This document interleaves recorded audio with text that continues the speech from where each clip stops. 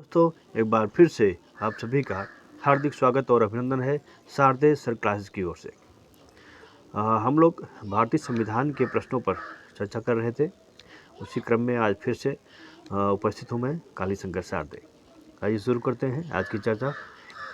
पहला प्रश्न है, सीके दफ्तरी बनाम ओपी गुप्ता AIR 1971 के निर्णय में अंतर्ग्रस्त था।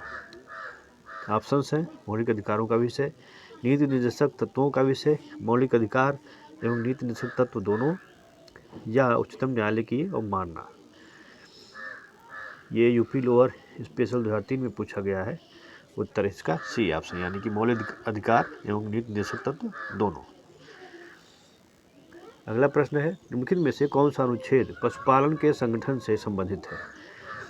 अनुच्छेद 47, अनुच्छेद 43A, अनुच्छेद 48, अनुच्छेद 46। कौन सा अनुच्छेद पशुपालन के संगठन से संबंधित है? UPPCS प्री 2010 में पूछा गया है इसे। उत्तर है सी ऑप्शन, यानी कि अनुच्छेद 48।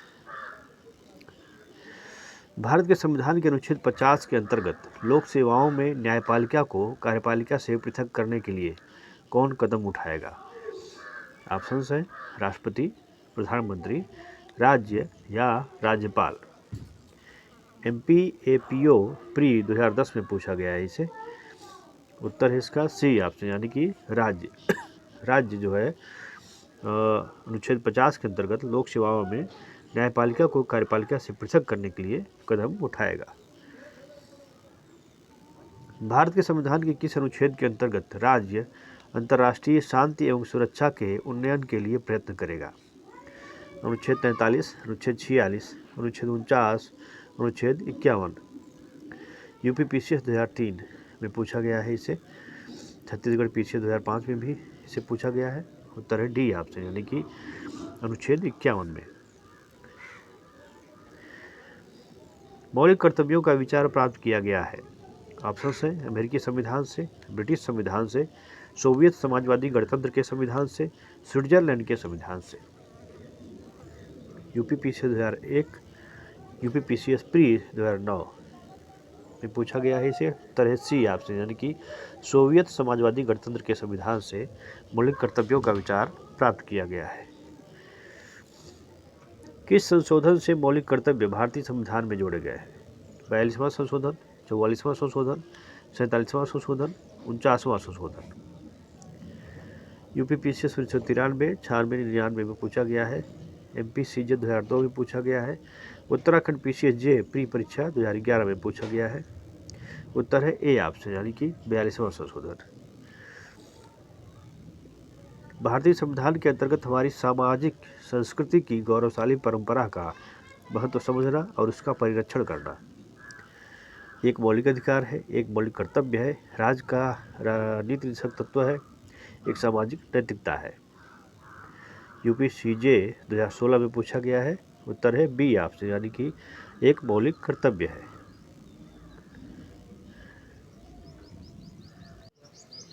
निम्नलिखित में से कौन से संविधान के मूल कर्तव्यों की सूची में सम्मिलित नहीं है? ऑप्शन है संविधान का पालन करना तथा उसके आदर्शों तथा संस्थाओं का आदर करना। बी ऑप्शन है सार्वजनिक संपत्ति को सुरक्षित रखना और हिंसा से दूर रहना। सी ऑप्शन है भारत की संप्रभुता, एकता एवं अखंडता की रक्षा करना और उसे अक्षुण्ण रखना। तथा डी ऑप्शन है पंथ निरपेक्षता बनाए रखना तथा उसकी रक्षा करना। UPPCS 1994, 97 तथा 2003 में इसे पूछा गया है। उत्तर है डी ऑप्शन, यानी कि पंथ निरपेक्षता बनाए रखना तथा उसकी रक्षा करना यह मूल कर्तव्यों की सूची में सम्मिलित नहीं है, बाकी तीनों सम्मिलित है।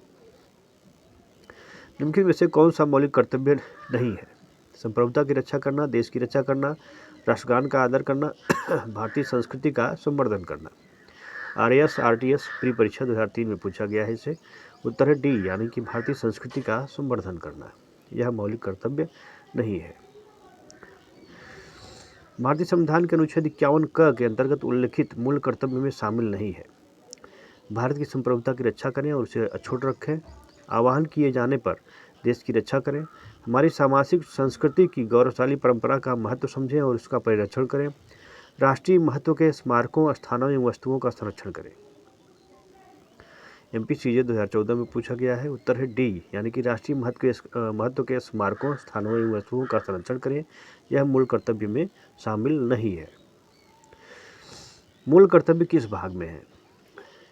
ऑप्शन है 1, 2, 4, 4A। MPAPO 2008 में पूछा गया है। उत्तर है डी ऑप्शन, यानी कि 4A, यानी कि 4 निम्नलिखित में से क्या भारत के प्रत्येक नागरिक का एक मौलिक कर्तव्य है? सार्वजनिक संपत्ति की रक्षा करना और हिंसा से दूर रहना, ग्राम पंचायतों का गठन करना, अल्पसंख्यकों के हितों की सुरक्षा करना, न्यायपालिका को कार्यपालिका से अलग रखना।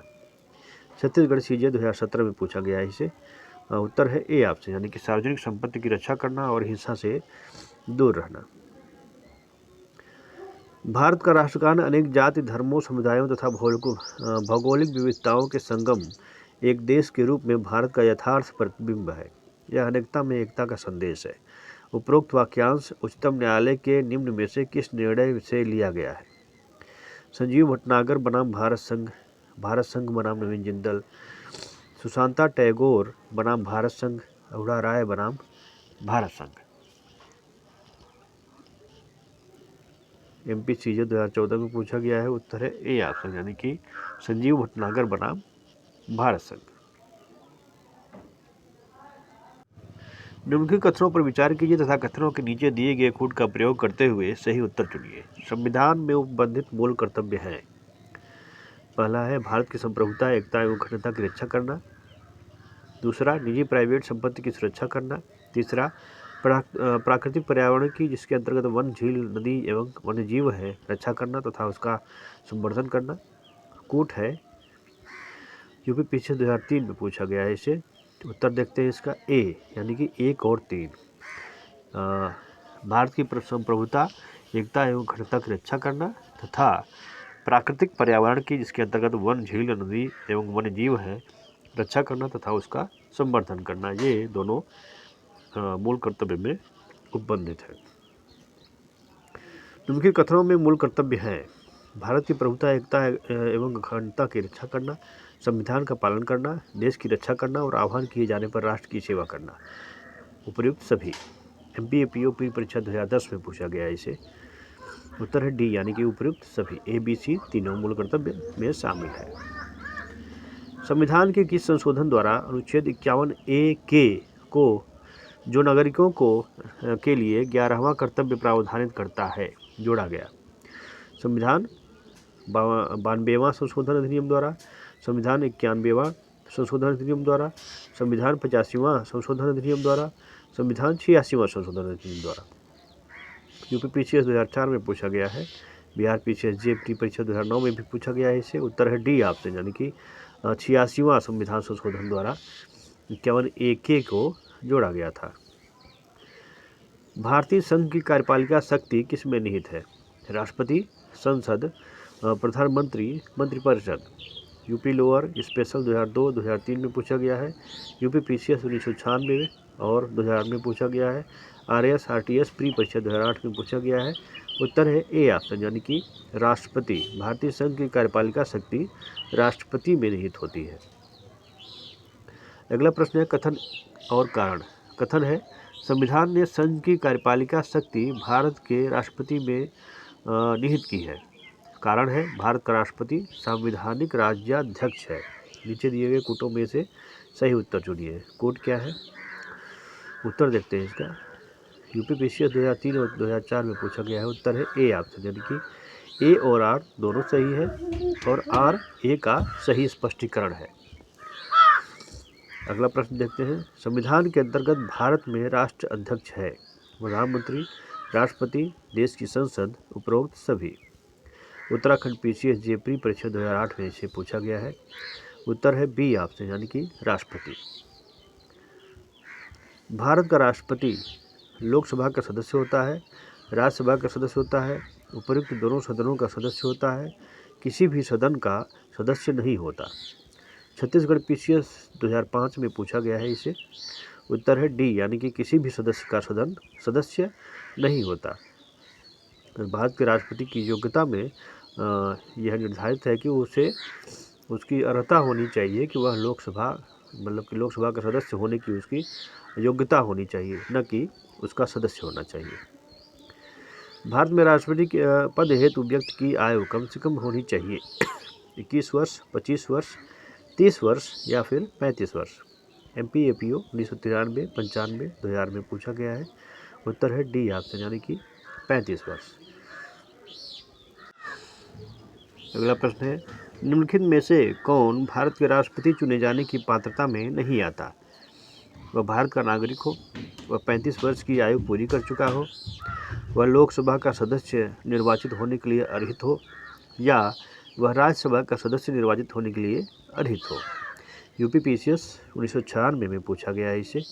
उत्तर है डी ऑप्शन यानी कि वह राज्यसभा का सदस्य निर्वाचित होने के लिए अर्हित हो, यह उसकी पात्रता में नहीं आता। बाकी तीनों ABC तीनों उसकी पात्रता में आते हैं। ये थे भारतीय संविधान से कुछ प्रश्न। आगे फिर से कुछ नए प्रश्नों के साथ उपस्थित होंगे। जय हिंद।